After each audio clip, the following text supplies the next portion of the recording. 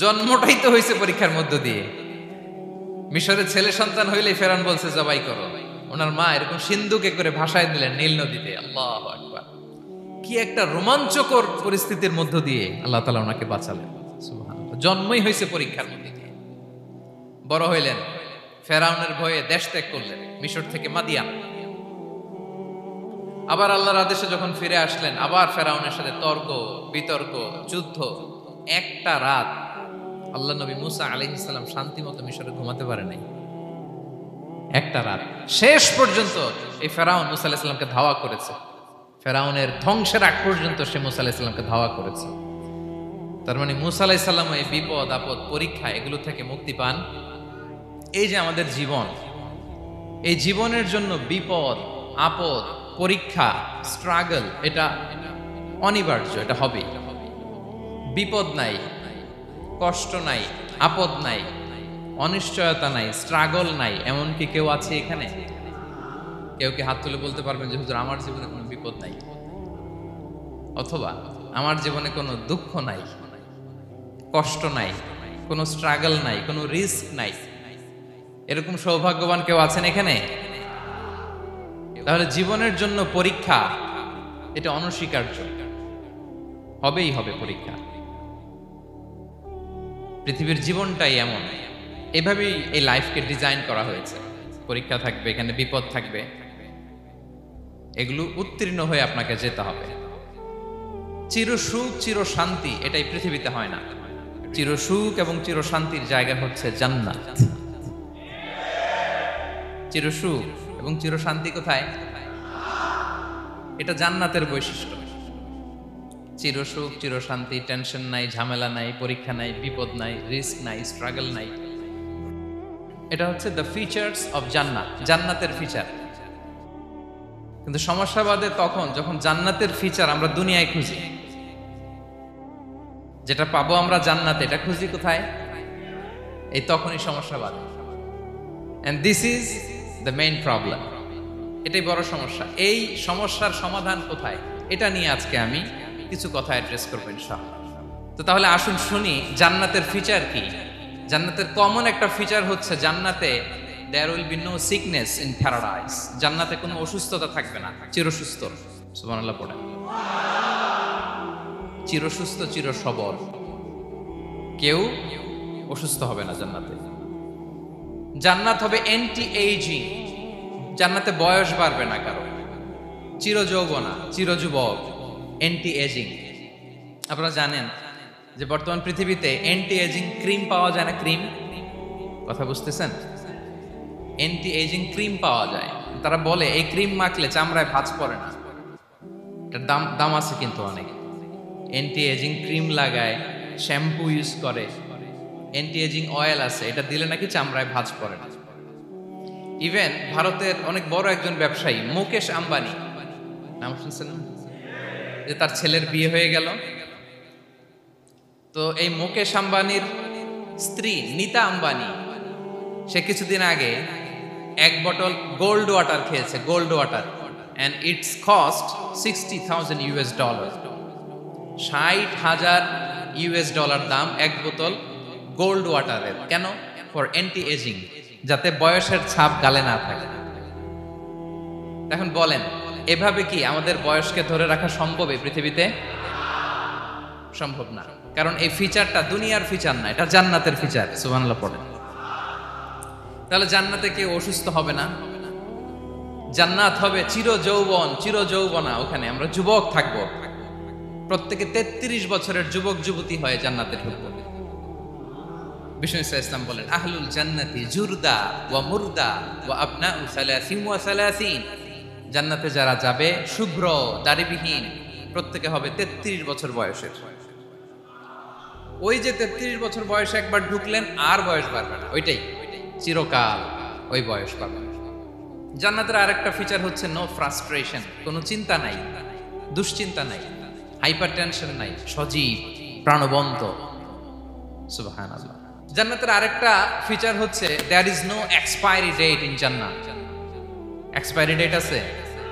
জান্নাতে যে ঢুকবো 7 দিনের জন্য চেক ইন, নাকি চেক ইন কয় দিনের জন্য? 7 দিন 10 দিন পরে চেক আউট করে ফেলবে এরকম, নো এক্সপায়ারি ডেট, আজীবন। একবার এন্ট্রি পেলে বের হওয়ার টেনশন নাই। আল্লাহু আকবার। তাহলে no expiry date, rather it's eternal, আজীবন থাকবেন, খালিদিনা ফিহা, চিরকাল থাকবেন। এবং জান্নাতের সবচাইতে গুরুত্বপূর্ণ ফিচার হচ্ছে there will be no death in জান্নাত। জান্নাতে আপনার আর মৃত্যু হবে না, মৃত্যুর বিদায় হবে। তার মানে আপনি অমর হবেন। তাহলে আপনি চির সুস্থ, চির সবল হবেন জান্নাতে, চির যুবক থাকবেন, প্রাণবন্ত থাকবেন, আপনি অমর হবেন, আপনি জান্নাতে মরবেন না। জান্নাতীরা যখন জান্নাতে যাবে, ফেরেশতারা ডেকে বলবে, ইয়া আহলাল জান্নাতি ইন্না লাকুম আন তাসিহু ফালা তাসকামু আবাদা। জান্নাতীরা চিরকাল সুস্থ থাকবা, অসুস্থ হবা না। ইন্না লাকুম আন তাশিব্বু ফালা তাহরামু আবাদা, তোমরা শাবাব থাকবা, বুড়া হবা না। ওয়া ইন্না লাকুম আন তাহইয়াউ ফালা তামুতু আবাদা, চিরকাল বেঁচে থাকবা, মরবা না। এবং সেদিন জান্নাতে মৃত্যু দেয়া হবে, মৃত্যু দেয়া হবে। ইউতাল মাউতু বিকাবশিন আমলাহ, একটা ছাগলের আকৃতিতে মৃত্যুকে আনা হবে। ফায়ুযবাহুল মাউত, মৃত্যুকে জবাই দেয়া হবে। এবার জান্নাতীরা তাকিয়ে থাকবে, ফেরেশতারা বলবে, ইয়া আহলাল জান্নাতি খুলুদুন ফালা মাউত, হে জান্নাতীরা চিরকাল এই জান্নাতে থাকবে। তাহলে জান্নাতের ফিচার পাইছেন। এখন কোন বোকা যদি এই ফিচার দুনিয়ায় খোঁজে, পাবে? পাবে না, কারণ দুনিয়ার ফিচার আলাদা। দুনিয়ার ফিচার কি? এই দুনিয়াতে বিপদ আসবে, কষ্ট আছে দুনিয়াতে, হতাশা আছে, ভয় আছে, অসুস্থতা আছে, বার্ধক্য আছে, এবং এই দুনিয়ার একটা এক্সপায়ারি ডেট আছে না? দ্য ডে ইউ ডাই, যেদিন আপনি মারা যাবেন, এটা আপনার এক্সপায়ারি ডেট, চলে যেতে হবে, চলে যেতে হবে। এই পৃথিবীতে মৃত্যুর অস্তিত্ব আছে, সবকিছু থমকে দিয়ে, আপনাকে চমকে দিয়ে মৃত্যু চলে আসবে, ঠিক কিনা বলেন? তাহলে এগুলো হচ্ছে দুনিয়ার ফিচার। এই দুনিয়াতে বিপদ আপদ, কষ্ট, ঝুঁকি, স্ট্রাগল, পার্থক্য, অসুস্থতা, এগুলো নিয়ে আমাদেরকে টিকে থাকতে হয়। এটা দুনিয়ার ফিচার, মিলায় ফেললে হবে না। জান্নাতের ফিচার একটা, দুনিয়ার ফিচার আরেকটা। দুনিয়াতে কষ্ট থাকবে, বিপদ আপদ থাকবে। এই দুনিয়ার ফিচারটা আল্লাহ তাআলা কোরআনের একটা আয়াতে খুব চমৎকার ভাবে উল্লেখ করেছেন। সেটা দিয়েই আমি আলোচনা শুরু করেছি। আল্লাহ তাআলা ইরশাদ করছেন, ওয়ালা নাবলুওয়ান্নাকুম বিশাইইম মিনাল খাউফি ওয়াল জুই ওয়া নাকসিম মিনাল আমওয়ালি ওয়াল আনফুসি ওয়াস সামারাত ওয়া বাশশিরিস সাবিরিন। আল্লাহ তাআলা বলছেন, অবশ্যই অবশ্যই আমি তোমাদেরকে পরীক্ষা করব, ভয় দিয়ে, ক্ষুধা দিয়ে, সম্পদের ঘাটতি দিয়ে, আতঙ্ক দিয়ে, প্রাণনাশ দিয়ে, ফল ফসলের হানি দিয়ে পরীক্ষা করবে। কিন্তু এই পরীক্ষায় যারা উত্তীর্ণ হবে, যারা সবর ইখতিয়ার করবে, ওয়াবাশশিরিস সাবিরিন, ধৈর্যশীলদের জন্যই হচ্ছে সুসংবাদ। আলহামদুলিল্লাহ পড়েন। তাহলে সম্মানিত সুধী, আমরা বুঝতে পারলাম এই পৃথিবীর ফিচার হচ্ছে এখানে বিপদ থাকবে, বিপদ ছাড়া কেউ থাকবে না। স্ট্রাগল থাকবে, কষ্ট থাকবে, ঝুঁকি থাকবে, রিস্ক থাকবে, এবং নানা ধরনের বিপদ আপদ দিয়ে আল্লাহ তাআলা আমাদেরকে পরীক্ষা করবেন। এটা মাস্ট, এটা আমাদের মাইন্ডসেটে নিয়ে নিতে হবে। মাইন্ডসেটে এটা ক্লিয়ার থাকতে হবে। চিরসুখ চির শান্তি এই দুনিয়াতে মিলবে। কোথায় মিলবে তাহলে এটা? তাহলে বিপদ আসবেই, আপদ আসবেই, পরীক্ষা থাকবেই আমাদের জীবনে। তবে ইন্টারেস্টিংলি মজার বিষয় হচ্ছে, পরীক্ষাটা এক একজনের এক এক রকম।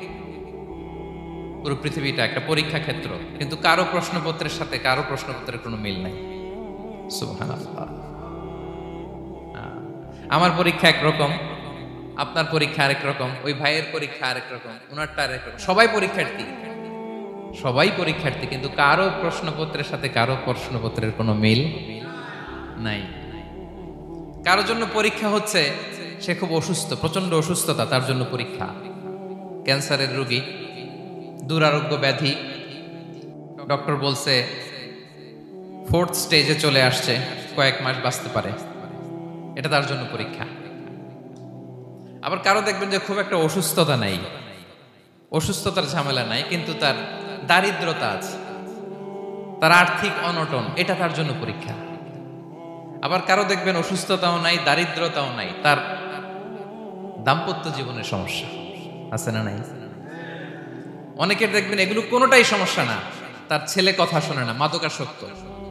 আহা, মাদকাসক্ত, রিহ্যাবে পাঠায়, আবার আসে, আবার গাঁজা খাওয়া শুরু করে। আছে না নাই বলেন? দেখেন তার পরীক্ষাটা আবার আলাদা। অনেকের দেখবেন মেয়ে বাবার কথা শোনে না। আবার অনেকের দেখবেন যে ব্যবসায় সমস্যা, লসের পর লস, লাভ উঠাতে পারে না। তাহলে পরীক্ষা ছাড়া, বিপদ আপদ ছাড়া দুনিয়াতে কেউ নাই, কেউ নাই প্রিয় ভাইরা। এটা আমাদের মাথায় রাখতে হবে। পরীক্ষা আপনাকে দিতেই হবে, পরীক্ষা দিয়ে দিয়েই নিজেকে প্রমাণ করতে হবে। আর এক একজনের পরীক্ষাটা এক এক রকম, কারো পরীক্ষার সাথে কারো পরীক্ষার কোনো মিল থাকবে না। তো মাঝে মাঝে আমরা এটা ভুলে যাই। আল্লাহ তাআলা কালামে পাকে রিমাইন্ডার দিয়ে আমাদেরকে স্মরণ করিয়ে দিতে চান যে এই পৃথিবীতে আসলে তোমরা এসেছো পরীক্ষা দিতে। এটাই জীবনের বড় বাস্তবতা। আমাদের জীবনে যত হতাশা, আমাদের জীবন নিয়ে যত অভিযোগ, আমাদের মনে যত কষ্ট, আমাদের হৃদয়ের ভেতরে যত অস্থিরতা, তার মূলে হচ্ছে এই সমস্যা যে আমরা ভুলেই গেছি আমরা পরীক্ষা দিতে আসছি। এটা যদি ভুলে না যান, এটা যদি আপনার মাইন্ডসেটে থাকে যে পুরো জীবনটা একটা পরীক্ষা, তাহলে দেখবেন কোনো কিছু আপনাকে কাবু করতে পারবে না। আপনি হতাশ হবেন না, জীবন নিয়ে আর অভিযোগ থাকবে না, আপনি ভেঙে পড়বেন না, সব অভিযোগ হতাশা দূর হয়ে যাবে। তার মানে বুঝতে পারলাম পরীক্ষা আপনাকে দিতেই হবে। পরীক্ষা দেয়া ছাড়া এই পৃথিবী থেকে চলে যাওয়ার কোনো চান্স বা সুযোগ আমাদের কারো নেই। সূরাতুল আনকাবুতে আল্লাহ তাআলা এই কথাটা আরো চমৎকার ভাবে বলেছেন। আল্লাহ তাআলা ইরশাদ করছেন, আহাসিবান নাসু আইয়ুতরাকু আইয়াকুলু আমান্না ওয়া হুম লা ইফতানুন ওয়ালাকাদ ফাতান্নাল্লাযীনা মিন ক্বাবলিহিম ফালা ইয়া'লামান্নাল্লাহু আল্লাযীনা সাদাকু ওয়ালা ইয়া'লামান্নাল কাযিবিন। আল্লাহ বলেন, মানুষ কি ভেবেছে সে শুধু বলবে আমি ঈমানদার আর তাকে আমি জান্নাতে ঢুকাই দিব? না, কখনো না, কোশ্চিনকালেও না। বরং পূর্ববর্তীকালে যারা পৃথিবীতে এসেছিল তাদেরকে আমি পরীক্ষা নিয়েছি, পরীক্ষা করেছি, এবং তাকেও ঈমানের প্রশ্নে সে সত্যবাদী না মিথ্যাবাদী পরীক্ষা দিয়ে দিয়ে নিজেকে প্রমাণ করতে হবে। ঠিক কিনা বলেন? পরীক্ষা দিয়ে আপনাকে প্রমাণ করতে হবে। এবং এই পরীক্ষার ব্যাপারটা, এটা যে শুধু আমরা সাধারণ মানুষ আমাদের জীবনে দুঃখ বিপদ পরীক্ষা এমনটা না। এই পৃথিবীর সবচাইতে শ্রেষ্ঠ মানুষ যারা ছিলেন তাদেরকে আল্লাহ পরীক্ষা নিয়েছেন। বলেন তো এই পৃথিবীতে সবচাইতে শ্রেষ্ঠতম মানুষ কারা? সবচাইতে শ্রেষ্ঠ ভালো মানুষ কারা ছিল পৃথিবীতে? বলেন তো নবীরা। আওয়াজ করে বলেন তো কারা? তো বলেন তো নবীদের জীবনে পরীক্ষা ছিল কি ছিল না? হ্যাঁ ছিল। বেশি না কম? বিষ্ণু ইসলামকে জিজ্ঞাসা করা হলো, আইয়ুন নাসি আশাদ্দু বালাআন ইয়া রাসূলুল্লাহ, হে আল্লাহর রাসূল এই পৃথিবীতে কাদের জীবনে পরীক্ষা বেশি? বিষ্ণু ইসলাম বললেন, আল আম্বিয়া, নবীদের জীবনে। আল আম্বিয়া সুম্মাল আমসাল ফাল আমসাল, সবচাইতে জীবনে পরীক্ষার সম্মুখীন সবচাইতে বেশি হয়েছেন নবীরা। তারপরে নবীদের পরবর্তী অবস্থান যাদের, সিদ্দিকিন যারা, সোহাদা যারা, সালিহিন যারা, আল্লাহওয়ালা যারা, তাদের জীবনে পরীক্ষা বেশি। ইউবতালার রাজুলু আলা হাসাবি দীনি, ব্যক্তির দিনদারি যত বেশি তার জীবনে আল্লাহর পরীক্ষাও তত বেশি। আপনি আল্লাহওয়ালা হবেন, আপনার জীবনে পরীক্ষাও অনেক বেশি। এজন্য ইমানদার হওয়া যেমনি মর্যাদার, ইমানদারের জীবনে পরীক্ষাও হবে অনেক বেশি। এবং পরীক্ষা যত বড়, খেয়াল রাখতে হবে, মন খারাপ করার কোনো সুযোগ নেই। পরীক্ষা যার জীবনে যত বড়, সেটাতে সফল হতে পারলে ওটার প্রতিদানও বড়। পরীক্ষা যত বড়, এটাতে সাকসেস হইতে পারলে এটার রিওয়ার্ডও তত বড়। বিষ্ণু ইসলাম বলেন, ইযামুল জাযাই মাআ ইযামিল বালা, বালা যত বড় জাযাও তত বড়, প্রতিদানও তত বড়। আপনারা নবীদের জীবনে যদি খেয়াল করেন দেখবেন, যেই নবীর জীবনে পরীক্ষা যত বেশি সেই নবীর জীবনে সফলতাও তত বেশি। সাইয়েদনা ইব্রাহিম আলাইহিস সালামের কথাটা একটু খেয়াল করেন তো, বলেন তো ওনার জীবনে পরীক্ষা কেমন ছিল? বেশি না কম? ওনার জীবনের পরীক্ষা থেকেই তো আমরা এই শব্দটা ব্যবহার করি, আমরা বলি অগ্নি পরীক্ষা। কি বলি? মানে আগুনে নিক্ষেপ করা হয়েছে সাইয়েদনা ইব্রাহিম আলাইহিস সালামকে, তাও স্বাভাবিকভাবে না, উলঙ্গ করে, ন্যাকেট করে ওনাকে অপমানিত করবার জন্য ওনার গায়ের জামা কাপড় খুলে উলঙ্গ অবস্থায় আল্লাহর খলিল সৈয়দনা ইব্রাহিম আলাইহিস সালামকে অগ্নিকুণ্ডে নিক্ষেপ করা হয়েছিল। এরকম এক্সপিরিয়েন্স এই অডিটোরিয়ামের ভেতরে আমাদের কখনো হয়েছে? তাইলে সাধারণ মানুষের জীবনের পরীক্ষা আর নবীদের জীবনের পরীক্ষার মধ্যে পার্থক্য আছে না নাই? ওই পরীক্ষায় উনি পাশ করে ফেললেন। 86 বছর পর্যন্ত আল্লাহর কাছে দোয়া করলেন, আল্লাহ আমাকে একটা নেককার সন্তান দাও। আল্লাহ সন্তান দেয় না। 86 বছর পরে আল্লাহ তাআলা সৈয়দনা ইব্রাহিম আলাইহিস সালাম এবং হাজারের ঘরকে উজালা করে সন্তান দিলেন। সৈয়দনা ইসমাঈল আলাইহিস সালাম পৃথিবীতে আসলেন কত বছর বয়সে? 86 বছর বয়সের এখানে কেউ আছেন? হ্যাঁ, আছি আমরা? কেউ নাই। 86 বছর বয়সে প্রথম সন্তান পেয়েছে। তাদের ঘরকে উজালা করে আল্লাহর নবী সৈয়দনা ইসমাঈল আলাইহিস সালাম আসলেন। এবার আল্লাহ বললেন, যাও স্ত্রীকে আর এই কলিজার টুকরা সন্তানকে থাকো তো প্যালেস্টাইনে, প্যালেস্টাইন থেকে ১,৫০০ কিলোমিটার দূর দ্য ব্যারেন ল্যান্ড, ওই মক্কার ধুধুমরু প্রান্তরে রেখে আসো, যেখানে কেউ নাই, মানুষ নাই, গাছ নাই, পাখি নাই, পানি নাই, যাও রেখে আসো। আচ্ছা বলেন তো, ৮৬ বছর পরে যে লোকটা সন্তান পেল, বুঝে শুনে উত্তর দিয়েন, ৮৬ বছর পরে যে লোকটাকে আল্লাহ তাআলা সন্তান দিল, তার হৃদয়ে ওই সন্তানের জন্য মায়া বেশি না কম? এমনি তো আমাদের প্রথম সন্তানের হিস্ট্রিটা একটু খেয়াল করেন তো। প্রথম আমাদের যে মেয়ে হয়েছিল বা যাদের ছেলে হয়েছিল, তার প্রতি আদর, সোহাগ, দরদ, ভালোবাসা, আহ্লাদ কত ছিল। আর ৮৬ বছর বয়স আল্লাহ তাআলা ওনাকে সন্তান দিলেন, দিয়ে বললেন যাও হাজারকে আর ইসমাঈলকে মক্কার ধুধুমরু প্রান্তরে রেখে আসো। আল্লাহ তাআলা বলতে দেরি, চলে যেতে দেরি নাই, মুহূর্তে উনি রওনা হয়ে গেলেন। সুবহানাল্লাহ পড়বেন না? রেখে আসলেন মক্কার ধুধুমরু প্রান্তরে। এবার আল্লাহ বললেন, যাও রিটার্ন ব্যাক টু প্যালেস্টাইন, প্যালেস্টাইনে চলে যাও। চলে গেলেন। হৃদয়টা ভেঙে খান খান। অনেক বছর পরে আল্লাহ তাআলা আবার অনুমতি দিলেন, যাও এবার ছেলেকে দেখে আসতে পারো, যাও প্যালেস্টাইন থেকে আবার মক্কায় যাও। সাইয়েদনা ইব্রাহিম আলাইহিস সালাম প্যালেস্টাইন থেকে আবার ১,৫০০ কিলোমিটার পথ পাড়ি দিয়ে, এখনকার মতো ফ্লাইটে যায় না, গাড়িতেও না, উটে করে। কিসে করে? উনি যে কতবার মক্কা থেকে ফিলিস্তিন এসেছেন আর গিয়েছেন, কোনো ইয়ত্তা নাই, হিসাব নাই। গেলেন। এবার ছেলেটা হাঁটতে পারে, দৌড়াতে পারে, একটু একটু কথা বলতে পারে, আব্বু আব্বু ডাকতে পারে। কেমন মায়া লাগে বলেন তো? মায়া ভালোবাসায় যখন টইটম্বুর, ঠিক ওই মুহূর্তে আল্লাহ বললেন, ছেলেকে জবাই করো, জবাই করো ছেলেকে। আল্লাহ তাআলা বলতে দেরি করেছেন, আল্লাহর আদেশ পালনে ১ সেকেন্ডও তিনি দেরি করেন নাই। ছুরি চালালেন, জান্নাত থেকে দুম্বা নিয়ে আসা হলো। এভাবে আল্লাহর নবী ইব্রাহিম আলাইহিস সালাম ওনার জীবনের প্রতিটি ক্ষেত্রে যেখানে আল্লাহ তাআলা ওনাকে পরীক্ষা নিয়েছেন, উত্তীর্ণ হয়েছেন।